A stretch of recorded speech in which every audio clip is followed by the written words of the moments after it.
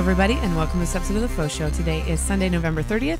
My name is Angela. And my name is Chris. And as most of you know, the FauxShow is not a real show. It is a social experience because I don't look at you.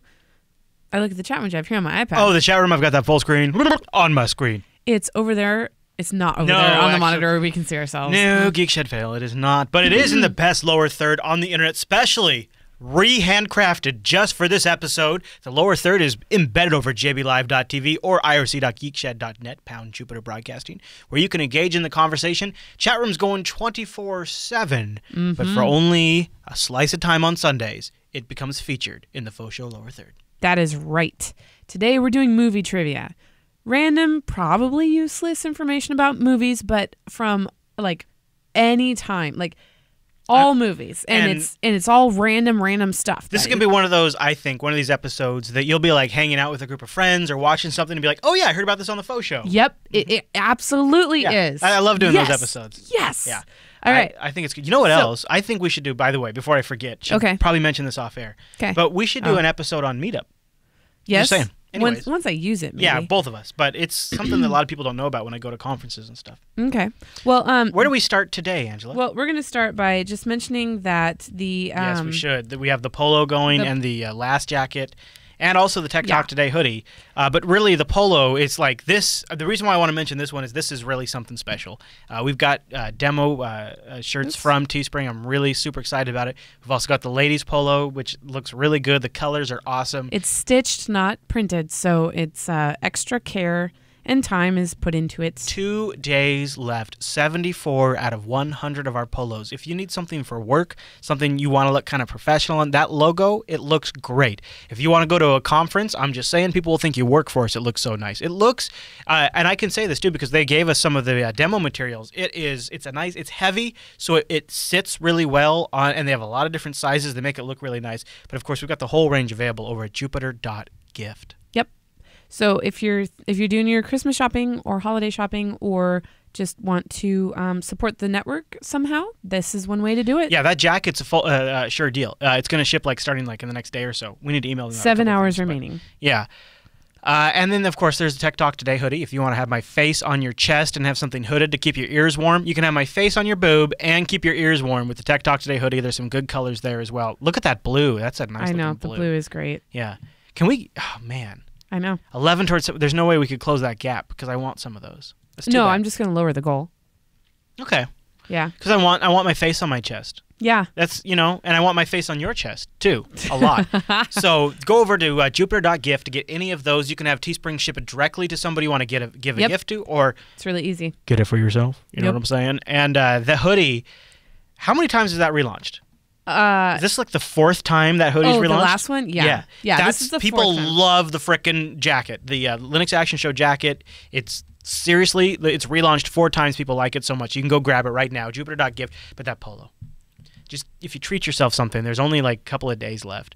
And it should ship in time for Santa Day. What is it, Andrews? I don't remember the URL for it. For the last jacket? Yeah. Well, you can just go to jupiter.gift and then it's linked there. That's jupiter.gift. JB Jacket. Yeah, right, there you go. JB Jacket, yeah. Yep. It really is. Till December 1st. Like WW says, it's the hoodie that won't die. Although it's actually not a hoodie, it's a jacket. No, it's really fun. Yeah, it's great. Anyway, all right, so... Zipped up jacket, really nice. Let's go right into... our first trivia. Yep. So it's from a website called slightlywarped.com. Oh, I've heard of this. I love this site. /thoughtvomit. Good URL. Which is great. Yeah. Anyway, so it's 100 movie facts you probably don't know. Okay. It starts with, in The Empire Strikes Back, a potato and a shoe can be seen in the asteroid field. This is a shoe. This is a potato. How do you know that's a shoe? This is not high-tech. I don't know, but it just is. If you go back to when they did this, that was groundbreaking CG, and you just needed objects that were the right shape, and you wouldn't question it. Yeah. And you have to make this stuff. Yeah. You have to completely create the environment. Here's an interesting trivia. If you watch Star Trek II, The Wrath of Khan, one of the best rated Star Trek movies ever. Yes, I'm talking about Star Trek, I know. If you look behind Khan, there is plating, panels, and maybe chat room if you could find a link to an image of Khan's bridge in Wrath of Khan on the USS Reliant. It's actually just tape deck holders that they spray painted silver and mounted to the wall for tape cassettes. Nice. But they look high tech when you spray paint them. This is just as like kind of just weird and abstract, but the alien language in the movie District 9 was created by rubbing a pumpkin. What? Right? Did you see that movie? I just got District 9, by the way. Really? Yeah, if That's you want to weird. watch it. It's Okay. It's interesting. So it's a movie where like so what would happen if aliens didn't come to conquer, but like their ship broke down and they had to come to Earth. And they were disadvantaged. They didn't have the superior hand. Right. We put essentially, not to spoil anything because it's not, we put them in like a concentration camp and like contain them to an area, and then they start breaking out and getting into the city, but it's done from a documentary style. Like it's pretty fascinating. There's a fact in here about documentaries. All right. All right. Well, according to the Internet Movie Database, the worst movie ever released as of 2013 is Disaster Movie.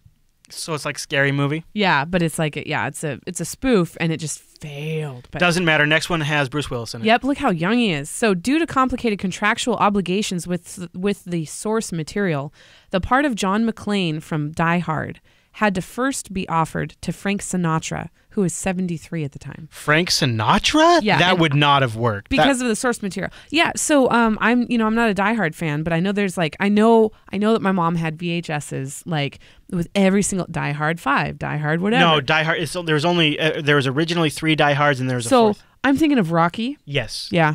That's Sylvester Stallone. Hey, look at that lower third. Hey, look at that. Well, that's because Rikai hooked me up. Well, here it is right here. If you look really, really closely, that's the tape cassette holders right there in the background. Oh, my gosh. You see great. it? Yes. You see it? Wow. Isn't that Thank you, Rikai. Good spot. And there's Khan. Look how serious Khan looks. He looks like a bad guy. That's an 80 movies villain right there, and it nails it.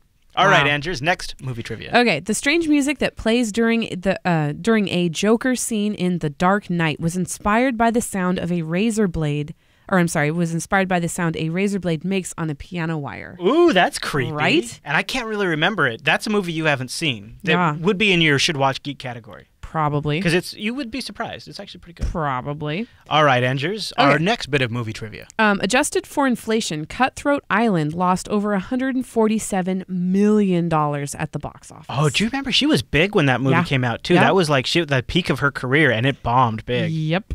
So The Great Machine in Contact, the movie Contact. Have you seen this? No. It's interesting. Was originally envisioned and designed as a time machine in Terminator 2 Judgment Day. Interesting. See, this centerpiece spins like crazy and creates. I'm barely remember, but creates like a wormhole. Yeah. Yeah, you've seen this? I have seen that. Yeah. So that so in Terminator, right? One of the things that stands out about Terminator time travel is it was also an ore, but didn't look like that. Yeah. But if you remember in Terminator, I can't. Have you seen some of the Terminators? When you time travel, you can't take anything non-organic. So like when Arnold time travels, he's naked. He arrives in the past totally 100% naked. Well, he could wear hemp clothes.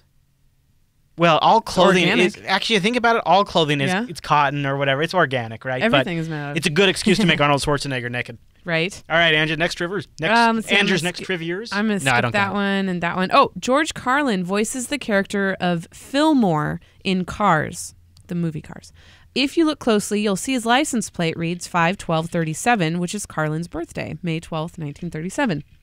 Hey, Ange. That's kind of cool. Gonzalez, not to keep on this, but look at here. Gonzalez links us. You see those tape cassette holders in the background there? Oh, my gosh, that's great. Did I nail it or what? Yeah. Right? Yeah.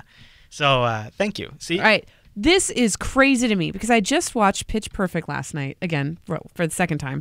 I first watched it, right after I had Bella, and I was recovering. But it has a Breakfast Club theme. But anyway, so the Breakfast Club was supposed to have had sequels every 10 years. Really? Yeah, where the club reunites, but those plans fell through because Judd Nelson and John Hughes hate each other. Wow. Isn't that an kind epic of disappointing idea, though? I Yeah. know. That'd have been a neat ongoing. Would have been awesome. Yeah. Every 10 years, that'd have been something. Yep.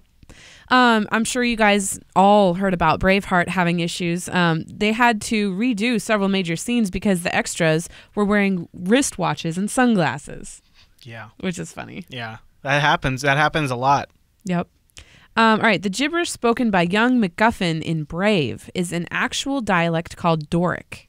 Doric. Not dork, but Doric. Doric. Yeah. Okay. Okay. because of enthusiasts hiking in the woods after seeing the Blair Witch Project. Did you see the Blair Witch Project in theater? And scaring away all of the animals, the 1999 to 2000 hunting season was one of the worst on record. Really? Yeah, right? So can you believe everybody was all like going out into the woods with their camera and scaring away all the natural habitat, and so the hunting season was horrible. I guess people were all freaked out about going out there. So did we see the Blair Witch Project together?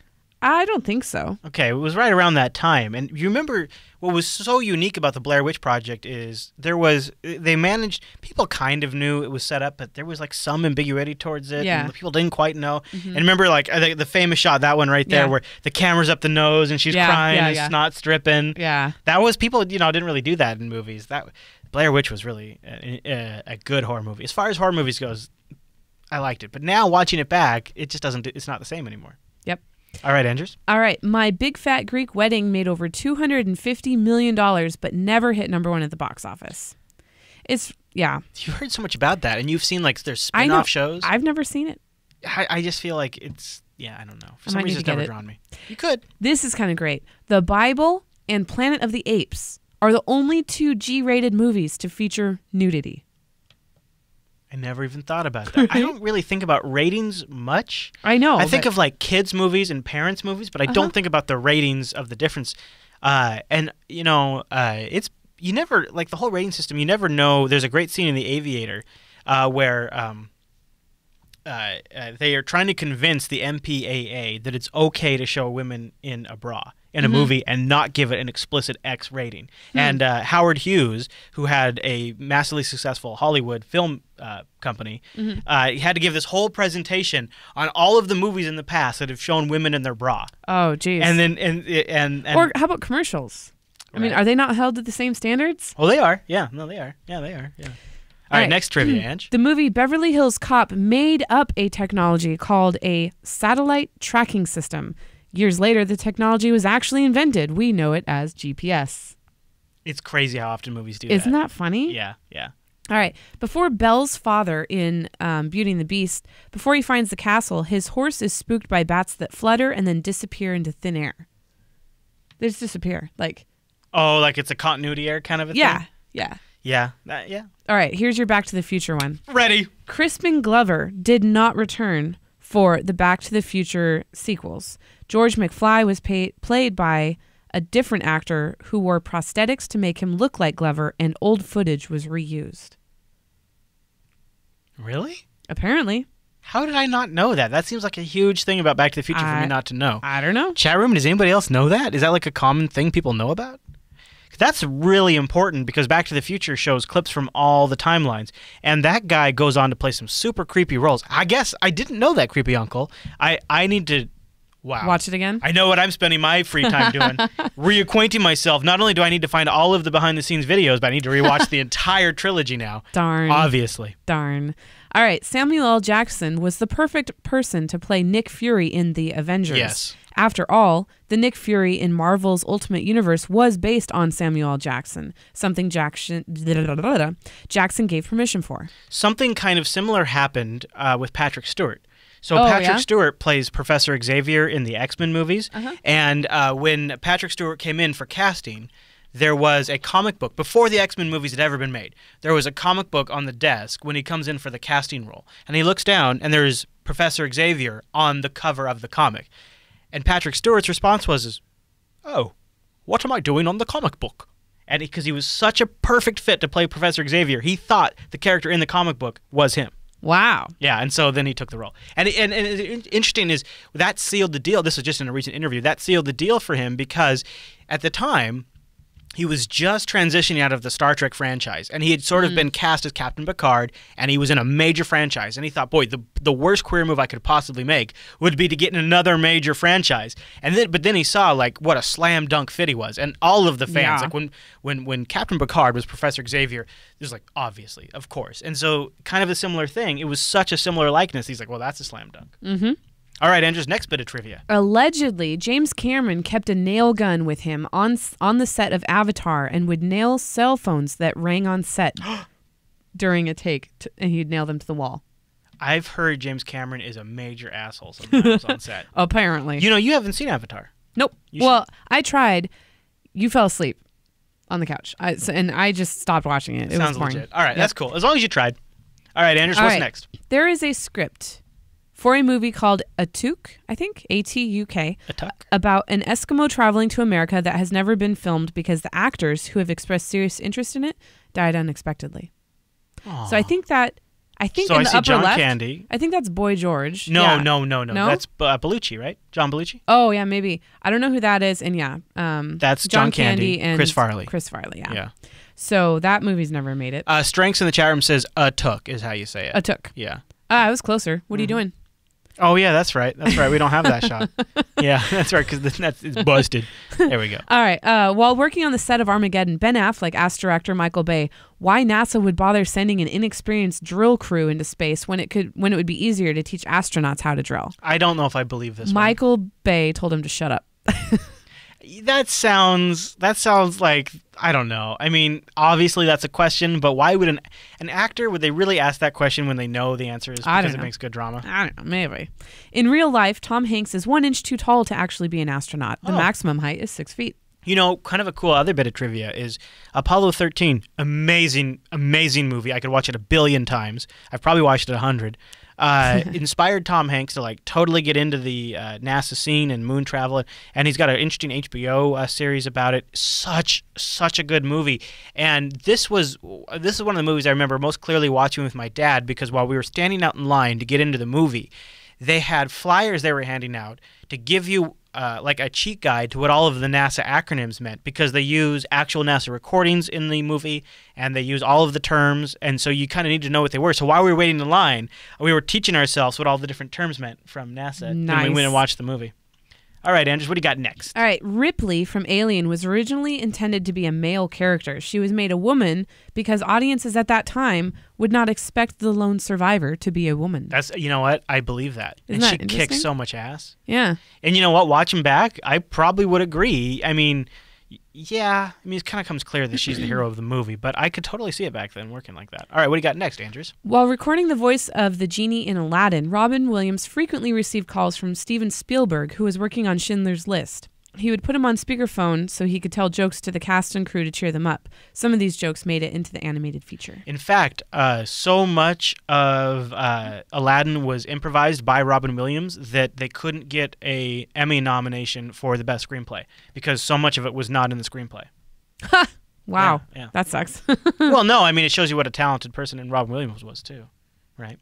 All right. Next one's an airplane one, huh? Yeah. In Argentina, Airplane, with exclamation point, was released under the title And Where is the Pilot? In Brazil, it's not called... nearly as funny. I know. In Brazil, it's called Tighten Up Your Seatbelt, the pilot's gone. In Spain, it's Land as You Can. In Norway, it's Help, We're Flying. You are kidding me. In France, it's Is There a Pilot on This Plane? No. In Germany, it was called The Incredible Trip on a Crazy Airplane. Oh, I like that one. Yeah. This is I amazing. love the movie Airplane. The movie love Airplane. It. Add it to our list. It's my jam. We need to get Airplane. Or whatever. We Yeah. should. It is one of my favorite movies. Movie ever. night has Airplane in the future. All right, Andrews, next bit of trivia. All right. Robin Williams' voice work in AI, artificial intelligence, is the only part of the movie actually directed by Stanley Kubrick. It was recorded years prior. I did not. I've seen AI. I had no idea. I haven't.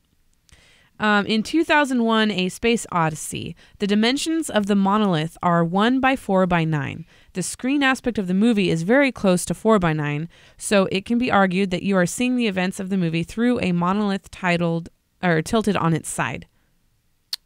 Get it? No. So the screen dimensions widthwise are the same dimensions as the monolith. So in A Space Odyssey, this monolith is this huge black monolithic thing. Okay. And so if you turned it on its side, that's the aspect ratio of the movie. Oh. Okay. It's an interesting fact. Okay.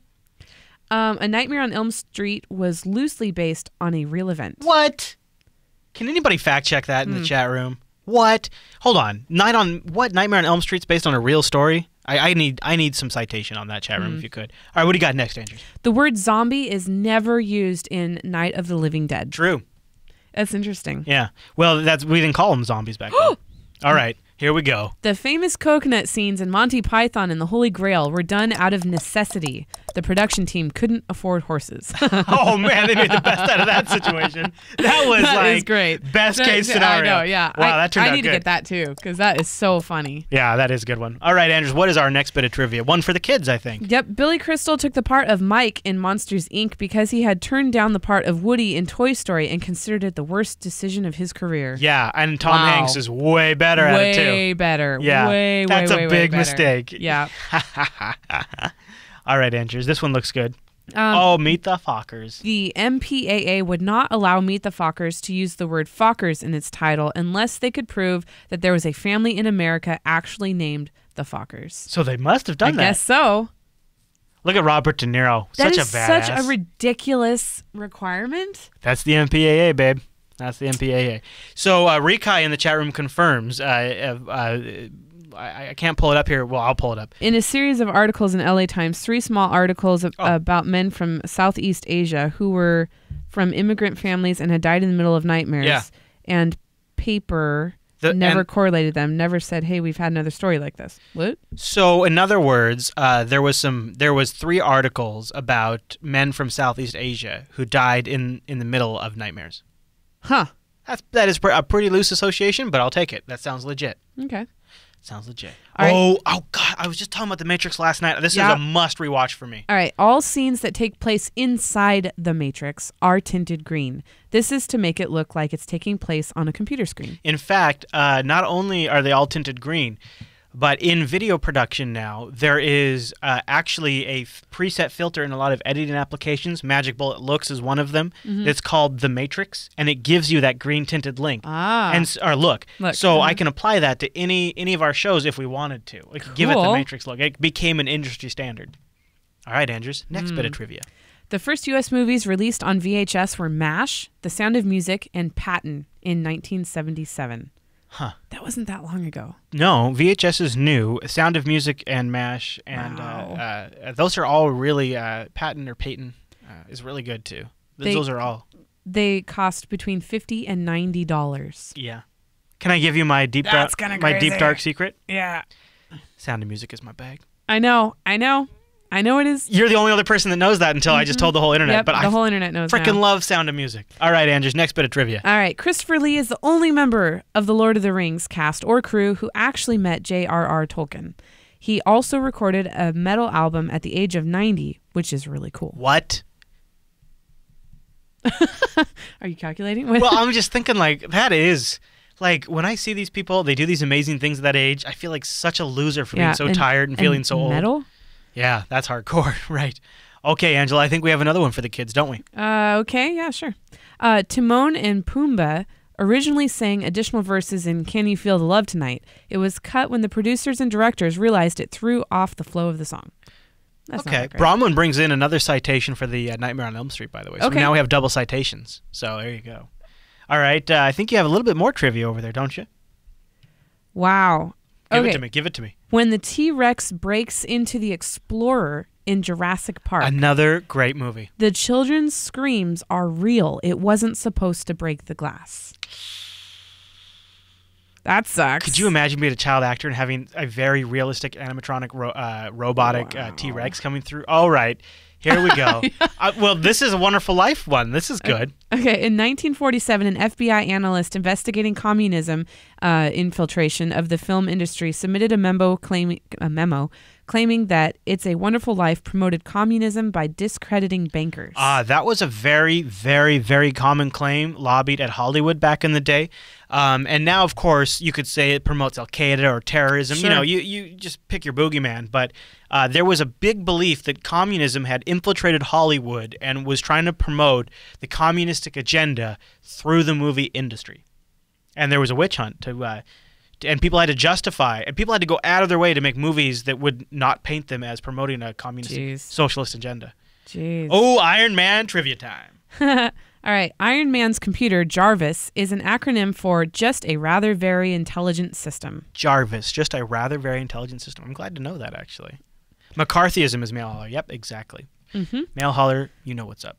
All right. The scene in which Will Smith drags an unconscious alien across the desert in Independence Day was filmed on the Salt Flats near Great Salt Lake in Utah. One of my favorite scenes in the movie. Smith's line, "And what the hell is that smell?" was unscripted and was actually referring to a rotting smell from dead shrimp coming from the lake. Oh, really? Yeah. That is one of the best lines in the movie because Will Smith is angry, he's exasperated, he's just human has just kicked this alien's ass. It is one of the best Will Smith moments, and it was improvised. Yep. That changes everything.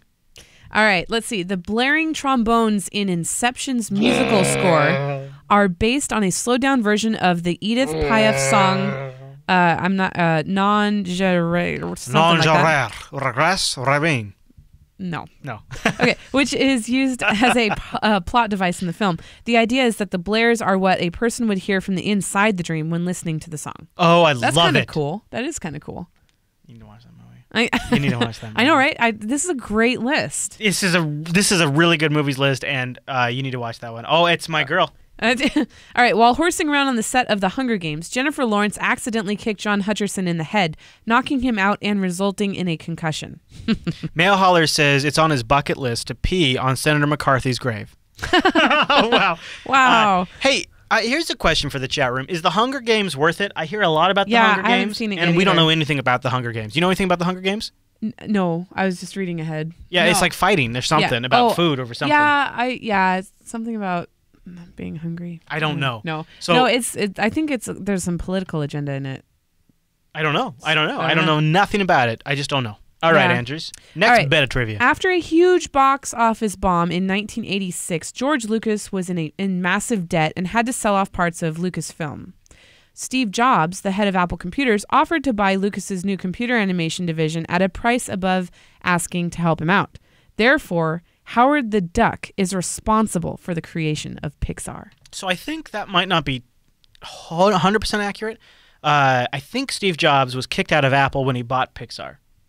And he used some of his severance money to buy Pixar. Well, that's fine. He bought Pixar and turned it around. Yeah. And it is amazing. Like, along with all of the successes Apple had, Pixar came along, and now Pixar was offered to Disney like way back in the day, and like people left Disney to create Pixar. They passed up on it, and then Steve Jobs came in and bought it, and then later on Disney came back and had to buy Pixar. Did you miss the point? George Lucas was in massive debt. Yeah. No, I got that part. Yeah, okay. I don't think he was working at Apple Computers though when he bought it. That's the part I'm. Oh, well, it just says the head of Apple Computers, but I think he wasn't at the time. I think he was the head of Next. But anyways, okay. That's a technical detail. All right. If Stoic from How to Train Your Dragon were a real person, he would be 7 feet 2 inches tall. Ah, yes, that's what's his face's dad, Hiccup's dad. Jacob. Hiccup. It's Jacob with a Y sound. But it sounds like hiccup. No. Hiccup. Okay. Let's see. Got some more trivia for my face, Angela? Sean Connery's opening voiceover for Highlander echoes because it was recorded in the bathroom. You're S-ing me. It's slightly warped, huh? Well, when you hear that kind of stuff, you're like, oh, they did that on purpose. They added that echo effect. That is... Nope. Okay, so Hawkins the Wizard says that he likes Hunger Games, although it's a bit predictable for him. The books look better, people say. The movie sucked. Yeah, all right, okay. Yeah, I've heard that too. That sounded like hiccup. Hiccup. All right. The actress who played Moaning Myrtle in the Harry Potter movies played the ghost of a student even though she was 37 years old at the time of filming. This makes the bath scene even more disturbing. Yeah, it does. Yeah, and she's 37. It's like when you find out that Bart's voice is voiced by like a woman. Yeah, 40-something woman or something. Yeah. You're like, oh, well, now I hear it. But yeah. All right. All right, hold on. Let me find... No, that's fine. You can peruse for the best trivia ever. That looks really gross. Yeah. Inagogo just post. Look at this old Dell PDA he just found in his attic. Nice. That's great. Ghostbusters took place in the future as it was originally written. No way. I think it worked much better as taking place in current events. It made it much more real. But that is really interesting. I find that to be... Okay, here we go. All right. Haley Joe Osment, who would go on to play Cole Sear in The Sixth Sense, made his debut playing Forrest Gump's son. I see dead people. I didn't know that. I did. I like Forrest Gump. The man who voices Bruce from Finding Nemo is a famous crossdresser. Wow, such a manly voice. Bruce is the big shark. Wow. Yeah. That is a great one. Oh, Edward Norton. Here we go. Although many believe it is Jack, the name of Edward Norton's character in Fight Club is never mentioned a single time. Huh, that's interesting. Did you like Fight Club? No. Okay. Could read this Fifth Element one. This is important. All right. In the Fifth Element, the villain Zorg and the hero Corbin Dallas never met each other. Huh. You're fact-checking that in your head? Well, yeah, I'm playing Zorg? it back. Yeah. Zorg, like from Toy Story, right? Yeah, the bad guy. Yeah. I don't know. I can't remember. Have you seen The Exorcist? Oh, no, but this is... Oh, yeah. Well, maybe some of it. This shows you the lengths they go to right here. The bedroom in The Exorcist was refrigerated and kept at between 30 and 40 degrees below zero. It was so cold that one morning the crew arrived to find a thin layer of snow on the set. Isn't that neat? That's crazy. Yeah. By the way, quick follow-up. Inagogo in the chat room says that Steve Jobs is in the process of being kicked out when he bought Pixar. That makes sense. Like I said, some of that severance money. Oh, yeah, and by the way, chat room also points out that it's Zurg, Z-U-R-G. Oh, yeah, thank you. Thank you. Oh, it's close. Speaking of X-Men. Right? Neither Patrick Stewart or Ian McKellen knew how to play chess when they filmed X-Men. Wow. I can't believe that Sir Patrick Stewart. That just must be wrong. I do not accept that fact. Oh, Wizard of Oz facts. Here we go. Yep. The Munchkins and the Wizard of Oz were paid $50 a week for a 6-day work week. Toto was paid $125. That is a different time. Wow. That is totally a different time. Oh, come on. Charlie and the Chocolate Factory. Let's go old school here. All right. A sequel to Willy Wonka and the Chocolate Factory was never filmed because Roald Dahl, the author of the book, was furious about how the first movie turned out. I would be too. I haven't liked any renditions of that. Well, our kids sure like the... I know. What's what's the guy's name that starts with a J that plays it? Yeah, I know that. He also did, Pirates. Edward Scissorhands. No, come on. What is it? Damn it. Oh, I hate this part. He did Edward Scissorhands. Yeah, I know. He also was the pirate in Pirates of the Caribbean. Johnny Depp. All right. Almost every action scene in War of the Worlds is shot from ground level as if they were being witnessed by bystanders. This was influenced by the look of amateur videos taken on 9/11. You think? That's really... I don't buy that. That just sounds like a good creative decision from a movie director. Maybe. But I like the remake of War of the Worlds.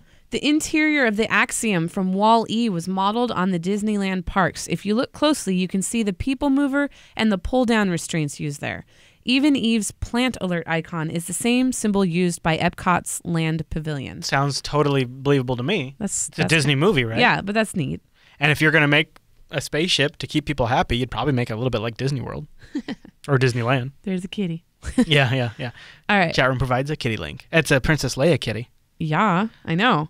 All right. No motorized vehicles were allowed near the set of Unforgiven in order to maintain a genuine Old West atmosphere. I like that. I think it was Kevin Costner who did The Postman or something. I think that was the name of it.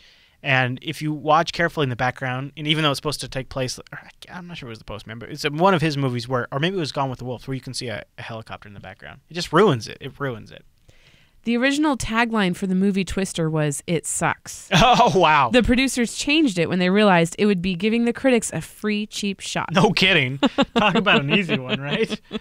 Gosh. Yeah. Wow. Okay, let's find... Twister was a fun one. Remember the cow flying across the screen? All right, I got another one for the kids here. Because of computer and programming limitations of the time, Toy Story contains no visible liquids, fiery explosions, or long hair. And I will add an additional to that, no dad. They didn't. No, it's true. They didn't have a dad in Toy Story because it would cost too much extra CG to render him. So you only see the mom, and they never explain where the dad is. Something us dads recognize and notice. Let's see.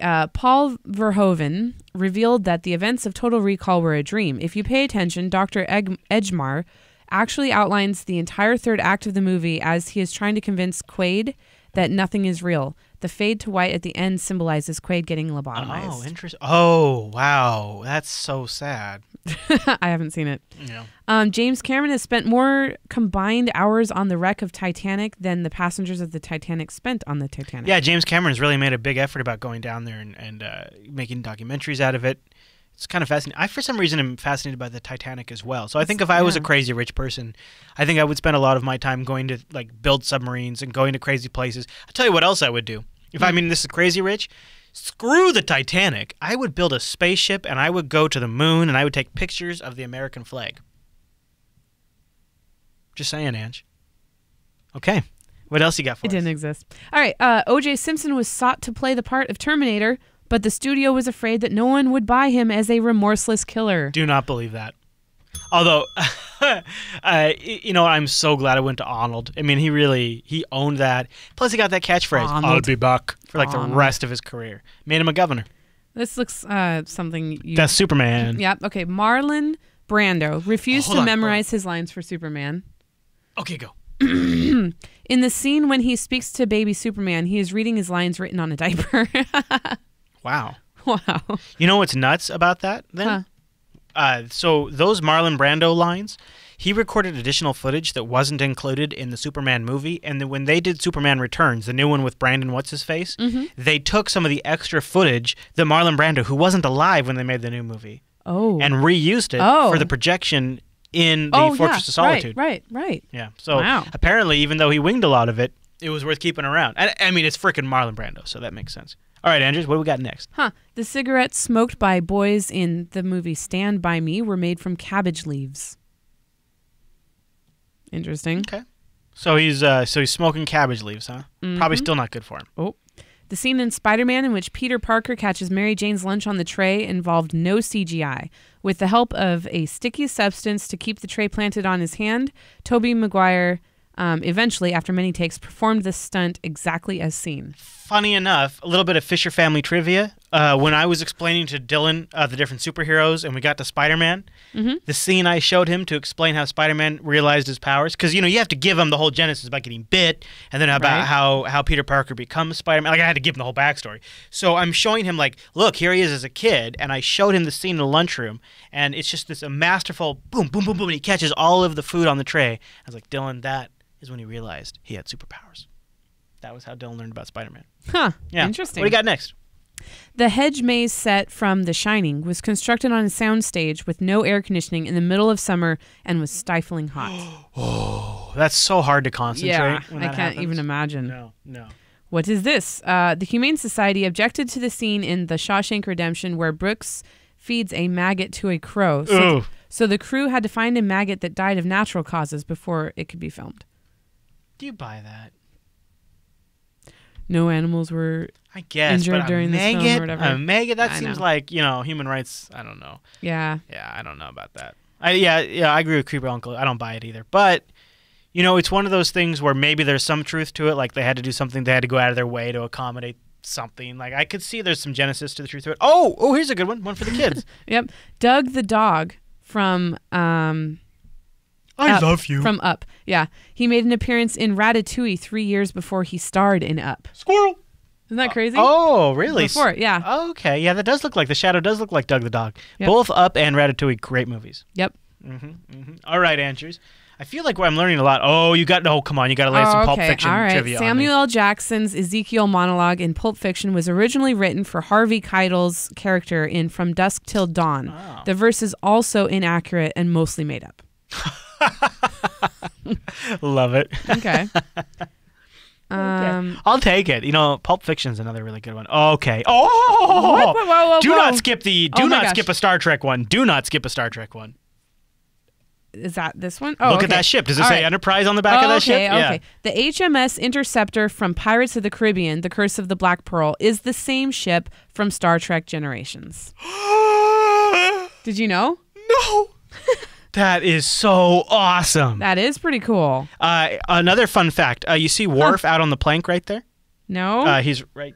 Oh, yeah. On the plank. Yeah. If you watch Generations closely, when Worf is climbing back up the ladder, there's red all over his knees, and you'd think he's bleeding because it's right on his knees, but actually Wet paint. It's wet paint because the shooting schedule was so tight that they just painted the boat when they shot that scene. And so if you look closely, you'll see the paint on Worf's pants. That's fun.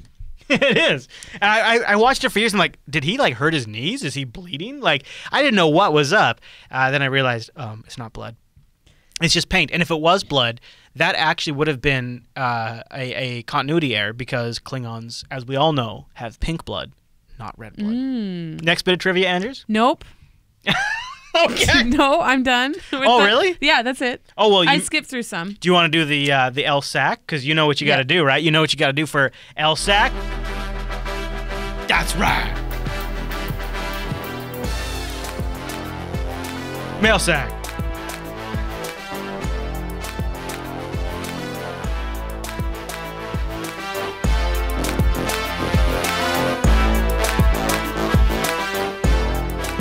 All right, Andrew, so I know we have a lot of options for the mail sack this week. What are we going to go with? You can just click on your Firefox icon there. You'll be all right. It'll take care of itself. I know we have a physical mail sack here. Do we have an electronic mail sack as well? Let me see. I can start with the physical mail sack if you'd like. Yeah. So, Okay. well, first, okay. Oh, go ahead. Right after we did that one faux show where I talked about the Juanita Fisher thing. Like 3 weeks ago? Yeah. It is. What did you just read that off the Instagram? Oh, no, that would have been a lot easier. Yeah. So 3 weeks ago, Seth made this, or Vegas Rider made this graphic. Juanita Fisher. We are everywhere. You got to go 3 weeks back to know what it's that is. It's kind of great. Yeah. So if you go to juanitafisher.com, I think he custom made this for us. It will redirect to the Faux Show 199, your password, where we talk about Juanita Fisher. So if you want to know the new faux inside joke, you got to go to juanitafisher.com. Is that what it is? Yeah. All right, so here we go. I think he made this sticker for us. He did. He made We Are All Juanita Fisher, and we now have an official Juanita sticker. Yeah, we have a couple of them. If you get a laptop, are you going to sticker it? I could, yeah. You should. Yeah, totally. You are Juanita. Yeah, we also got a bunch of other stickers because that's what Seth does. Just a quick recap, if you get harassed by a salesperson, a collections agency, we're all Juanita Fisher. We can all receive calls. Also, a big thank you to Seth. Not only did he include a thumb drive with clips for Unfiltered that he overnighted from FedEx, but he also included some great stickers. Like here's a Richard Stallman Think Different sticker. How awesome is that? A Dr. Jones antidote for the poison you just drank. A sticker for that. War, can't get a decent martini anywhere. That's a good one, but they probably won't be read because it's green. So he also just sent in a whole bunch of hashtag coder. That's another good one. Just to be clear, it was Ross from the chat room that bought juanitafisher.com and has it redirected to this, not Seth, but but that graphic and these stickers. This one looks like some great Russian propaganda, the CCP. Look at that boy. Seth is Vegas Rider, you're so cool. And Skooky Sprite. Seth, Vegas Rider, Skooky Sprite, whatever you want to go by. All of the above. I'll try to keep them all straight, and I'll even try to pronounce them correctly, because these are some great stickers. This one's a good one. Kind of creepy. Big Brother is watching you. Put that on the laptop, right? And just every time I'm on air, I just have at it. Andrew, is there anything else we want to give a mention to before we get out of here? Yep. Let's see. My screen. There we go. Boom. Women's Tech Radio episode 2 came out, despite the opposition from people about the name. Don't worry about that. But it's just a vocal few. Yep. It's a really good show. We are moving forward. On that. So people have wondered why Women's Tech Radio. And so first of all, to get do you mind if I? Yeah, go ahead. To touch on the name, Women's Tech Radio, that's for discoverability. So people know what they're getting. So these are shows that really we worry about the content, but people that find the shows, they come at it with a set of expectations, and when they find something, the name is it makes such a difference. Like, think about like when you're browsing for a new podcast. If you see a name like Women's Tech Radio, you kind of know exactly what you're getting in for. That's what we want. We want people coming in with the right set of expectations. That's number one. Number two, why not just have more female interviews in the Linux Action Show? It's a possibility, right? Yes. Yeah. But the reality is this isn't an issue that I'm constantly thinking about. It's not something I'm super crazy invested in. I have 2 daughters. I have a wife. I care so much about it. But at the end of the day, it's not something I can 100% invest myself into because it's not my scene. It's not my bag. So having a show that allows 2 female hosts to fully invest in this area, to think about it, to line up the interviews, to really make it theirs, allows them to do sort of something much broader, much bigger, much more appropriate than anything I could do in interviews and segments. Yep. Not only that, but I will be networking with women that are in technology, and I will be sourcing them to Linux Action Show and the other shows. So it's like it's opening up our possibilities there, because otherwise I'm not doing specific networking with women, and it's The other thing is there's such a strong component when we go to events, conventions, fests. There's often outreach programs there for women that we could connect with. And like Angela said, these shows don't live on an island by themselves. They all our shows are able to contribute and benefit from each other. So when they make good connections and great connections, that can strengthen our other shows and vice versa.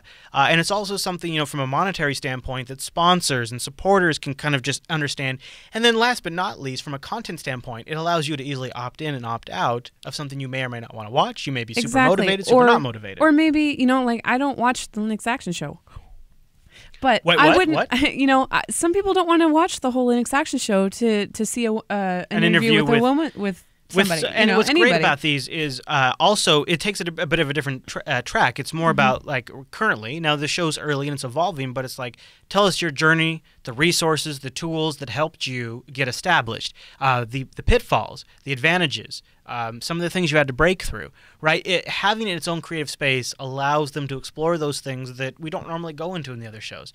And it's kind of neat too from a standpoint of giving Angela a chance to sort of scratch a new itch and explore a new realm. Yeah, and we recorded 4 initially, so the first 4 are just a little rough, but if you like what you see, it's only going to get better. It does. Well, in the first 4, it gets better with each episode. And each one has like a plethora of resources links and resources.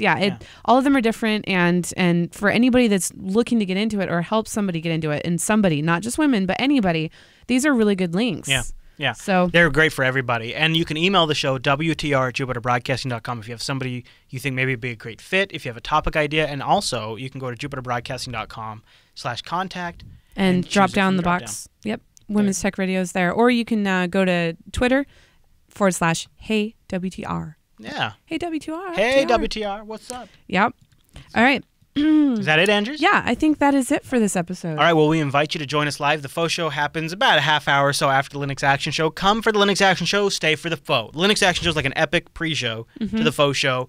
We usually have like a Faux intermission. This week, it was something I probably shouldn't say, but it was epic. We play it on the live stream, and then you just hang around, and we get started. Okay. It was good. It was yes, yeah. And you're going to resume it afterwards, right? Because they asked for that. Oh, I could, yes. Yeah. Absolutely. Okay. All right. Well, that's it for this episode of The Faux Show. We'll see you next week.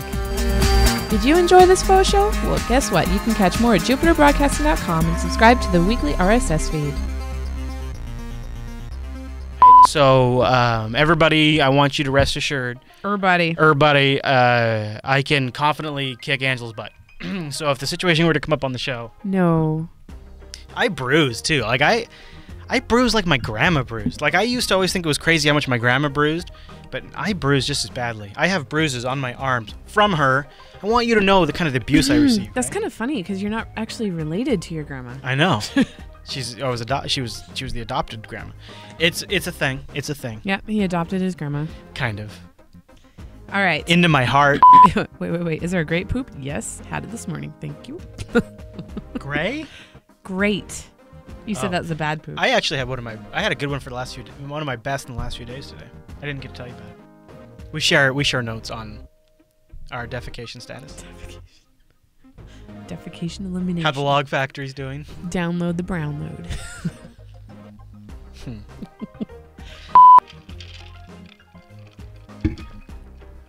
Quit trying to do it in the mic. Well, I figured just embrace it.